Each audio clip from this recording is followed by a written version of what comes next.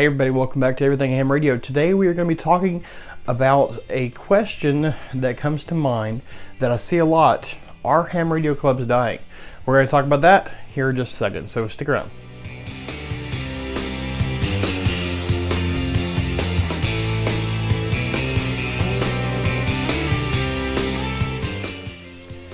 Hey everybody, welcome back to Everything Ham Radio. My name is Curtis. My call sign is Kilo 5 Charlie Lima Mike.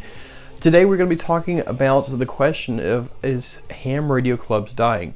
But before we get into that, please make sure that you smack that subscribe button down the bottom right hand corner of the screen there, and don't forget the little bell icon so you don't miss anything.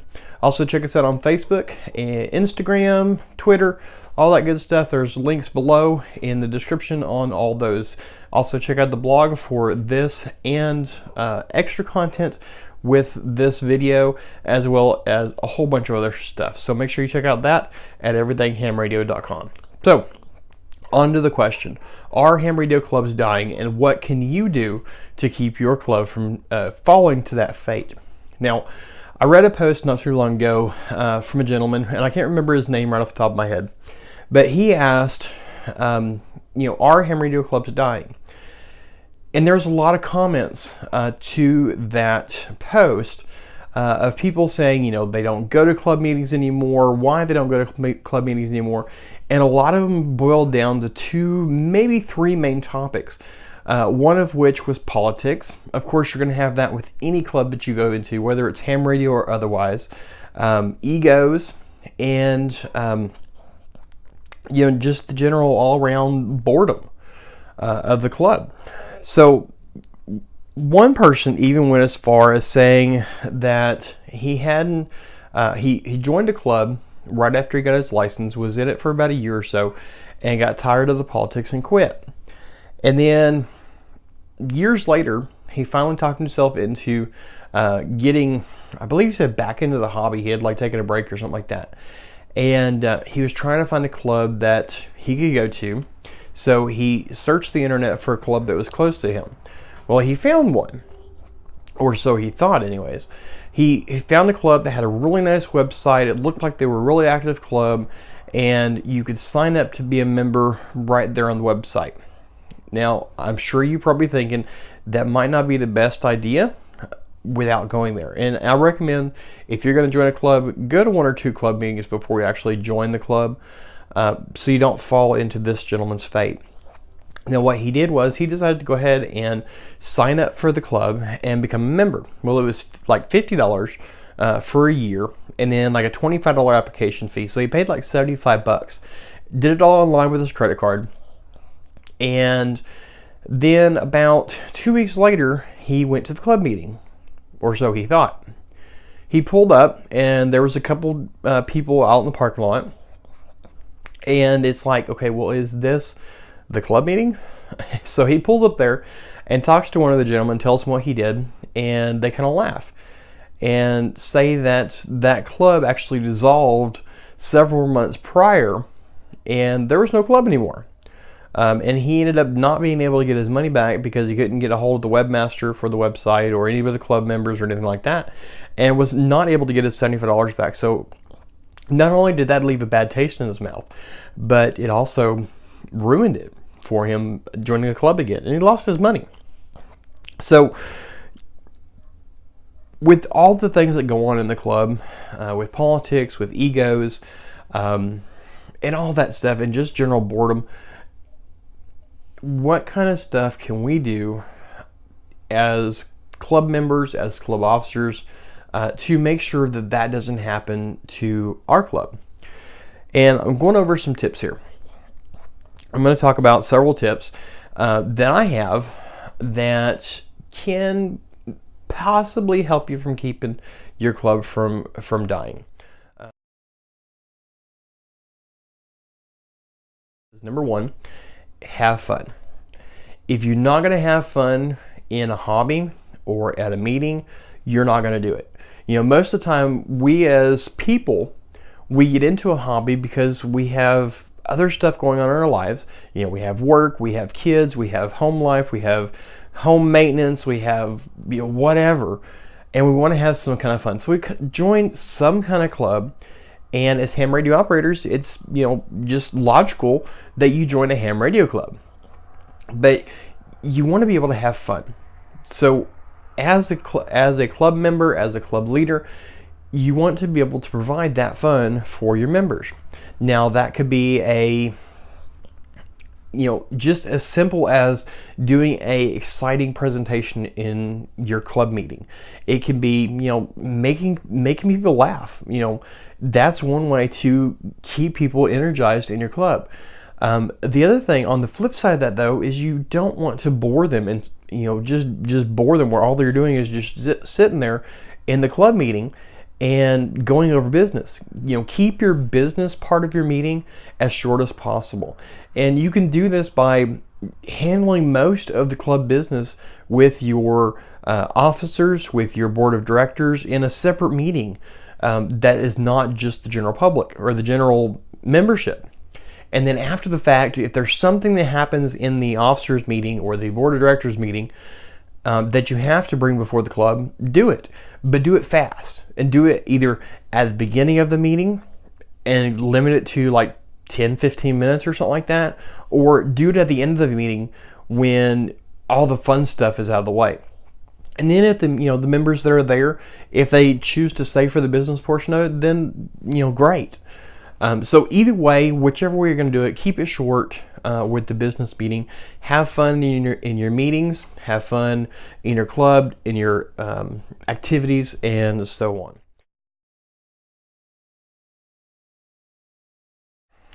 Give the members what you want or what they want. You want to keep in tune to your members. Ask them questions. Give them a survey. What would you like to see going on in this club? There's going to be people that have different interests. Maybe there's somebody that likes to talk on HF. Maybe there's somebody that likes to do APRS. Maybe there's somebody that likes to do FT8 or whatever. Whatever it is, find out what the members want and give it to them. If somebody likes to talk on HF or they like to contest, there's probably going to be more than just that one person in your club that likes to do something. And at the very least, maybe there's somebody that has no idea what they like, or if they're going to like talking on HF or FT8 or whatever, and they're like, maybe I'll try this and maybe I'll like it. So if you have, ask your people questions, find out what they want to learn about, what they want to talk about, what they want to do, and do it as a club group, as a club function. That way, you're not only providing a fun, and I say quotes, but not really quotes. You're giving them a fun avenue to do stuff and learn stuff extra in the hobby as well. And there's so many aspects to this hobby that you're never going to run out of stuff to do, to learn about, to try. So just get out and do it, but give your members what they want.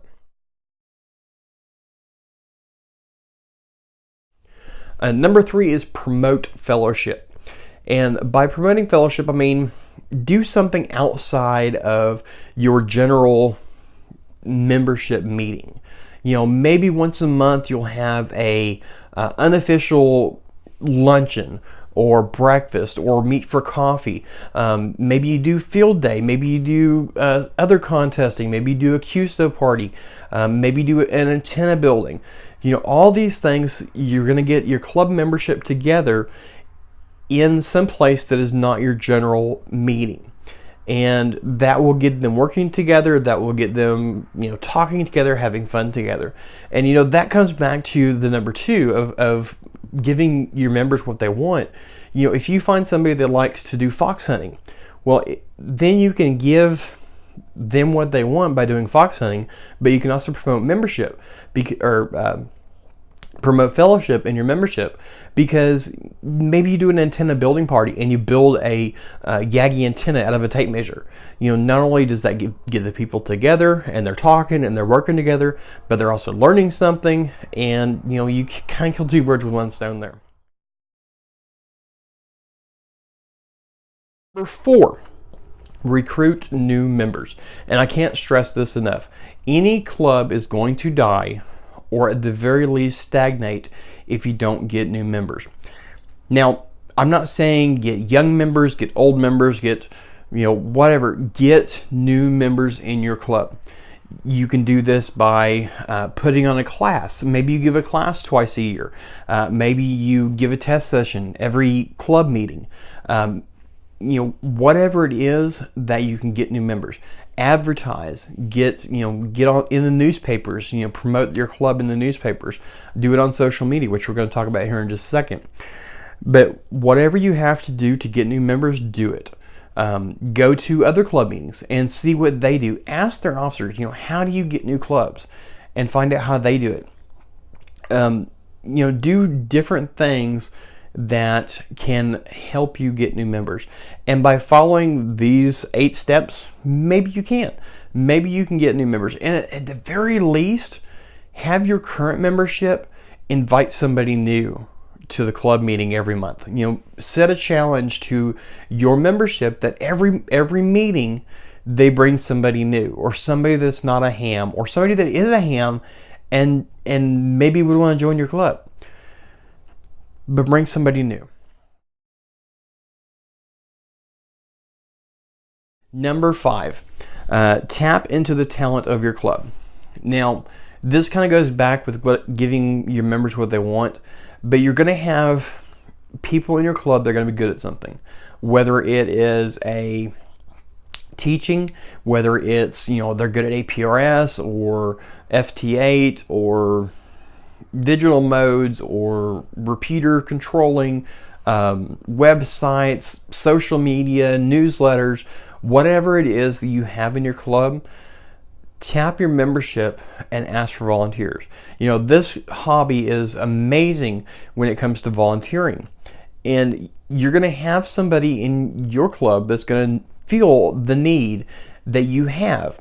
Maybe you want to do a club newsletter, and you're going to need somebody to do it, to be that editor. Maybe they work in a newspaper. Maybe they're a reporter. Maybe they have a blog like me. Maybe they just like to write. Ask for volunteers, and I can almost guarantee you're going to have somebody volunteer. Maybe not the first time, maybe not the second time, but eventually you're going to have somebody volunteer.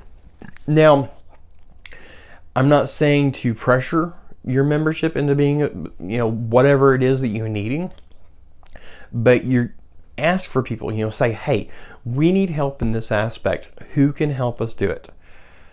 Maybe somebody will volunteer, maybe they won't. But at least try. Number 6, and this kind of goes in with the number 5. Number 6 is have a good newsletter. Your newsletter is typically the only tangible part of a club that your membership will get for their dues. And you want to make sure that it's good. Make sure that it has a lot of information in it. Make sure that it has good quality information in it. Make sure that it looks nice. And there's so much out there right now on the internet that you can find that you can put in your newsletter. I can almost guarantee you, if you were to email me and say, hey, can I use such and such a blog post that you put in my newsletter, I'm going to say yeah. Just say that I wrote this. Don't take credit for it, but absolutely be my guest, use a blog post, but please email me and ask me first. And there's actually, and I've mentioned this several times, this person several times before, Dan Romanjic, KB6NU, is a fellow blogger of mine, and he's been doing it for quite a long time. He actually has an email list that you can sign up for, and I'll put the link in the description below, where you can go and you can actually sign up to be on this newsletter. And he has, I think it's something like 700 people on this newsletter, and he sends out once a month, typically around the late part of the month, and it just has an article, a 300 to 500 character article or word article that you can put in your newsletter. Put it on your newsletter. I put it on my blog. Once a month. It's just something that he does, and he started several years ago. Somebody had asked him to write an article for his club newsletter, and he's like, well, yeah, I could do this. I like to do that.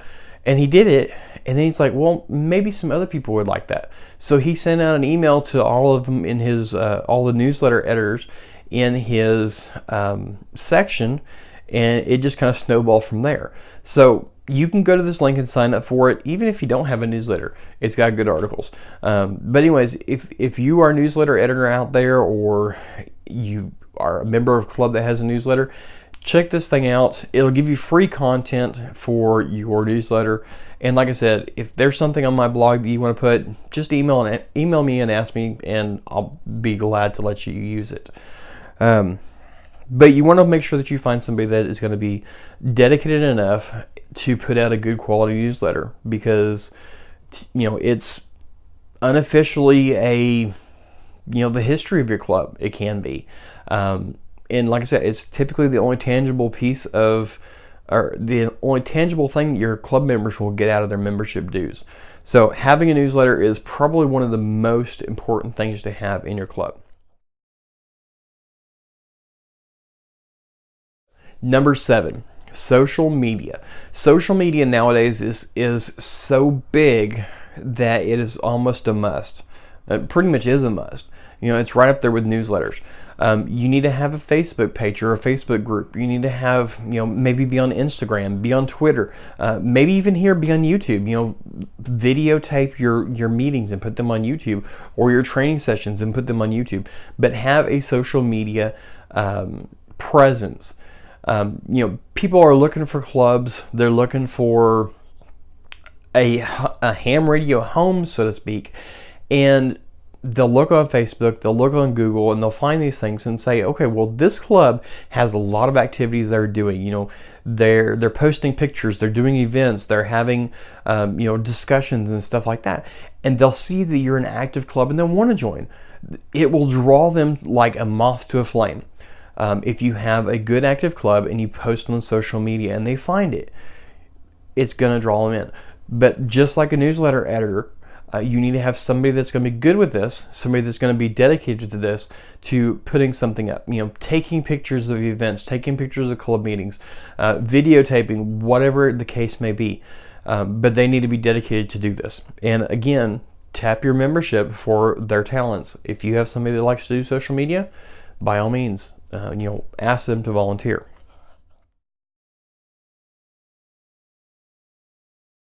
Okay, number 8, staying active. This is probably one of the things that I foresee being an issue with a lot of things, and I think this is probably one of the issues with my club. This last month, I went to my club meeting for the first time in probably 2.5 years because of my work schedule. I worked every club meeting night, and up until the first part of this year, when I changed shifts, I wasn't able to go. Well, now I'm able to, and I was able to go to it this last meeting. And when I walked in, I was going to make a video, going back to my club. I was so excited, and I walked in and there was 2 people. When I helped start this club back in 1995, we started with about 20 members, and at our height, we probably had about 40. And now we have 15 maybe, but I walked into the club meeting, there was 2. And then myself, and then one person showed up a little bit late. So we had 4 people at our meeting,